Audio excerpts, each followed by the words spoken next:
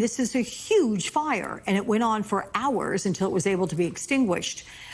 I'm trying to figure out, when he exited the vehicle, does any type of accelerant comes to mind that he could have had with him, that he could use to ignite a fire like that and still himself get out, only to be met, of course, by law enforcement?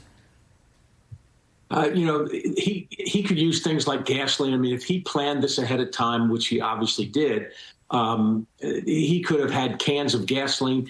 He could have had improvised explosive devices as well. He could have rolled pipe bombs or canisters in different areas, combined it with gasoline. There's any number of ways. And of course, the fire marshal, they are the expert. They will be the ones that determine how the fire started, what accelerant was used, that sort of thing. It's all part of the investigation.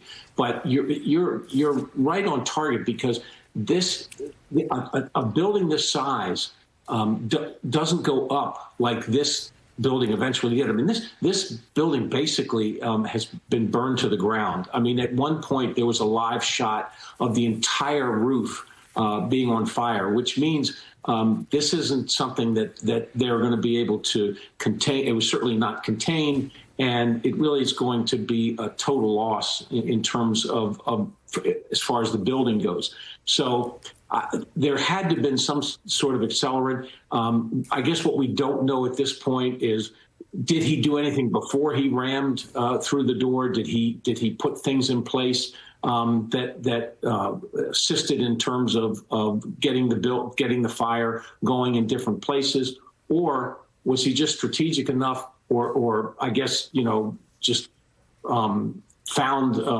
by happenstance, found an area where you start the fire and it just was able to spread very quickly. Yeah. How hard is it, Tom, to predict something like this, to be monitoring, whether it's social media or relying on people to give in tips that something bad might happen? What are the challenges in doing that to keep this kind of thing from happening again?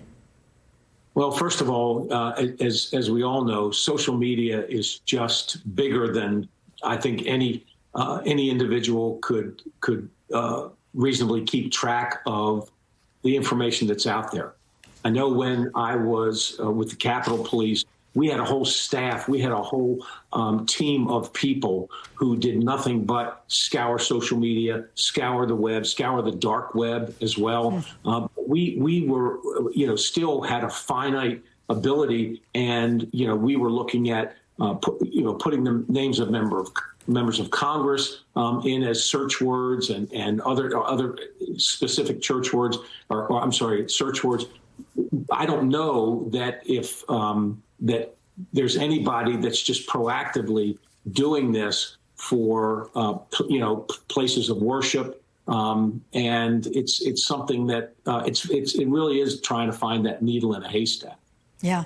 Does it mean, Tom, that you're going to have what we know is already developing across this country? You have parishioners that go to church armed, taking turns. You have, congregants, they sign up for sort of security duty.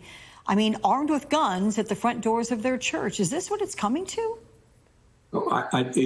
Yes, it is, unfortunately.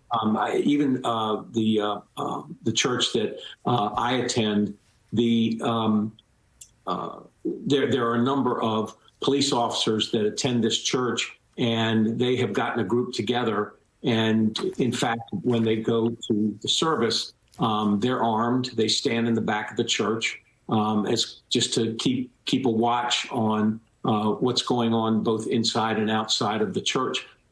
You look at any government building now that have the bollards to prohibit vehicles from getting too close to a building. I think those are just going to become ubiquitous. I mean, it won't just be for government buildings. It could be for shopping malls. It could be for places of worship. It could be for any schools, any building where folks are concerned about vehicle rammings. All of these things are, I think, in play, and you see more and more and more of these buildings being designed with these security features just built in.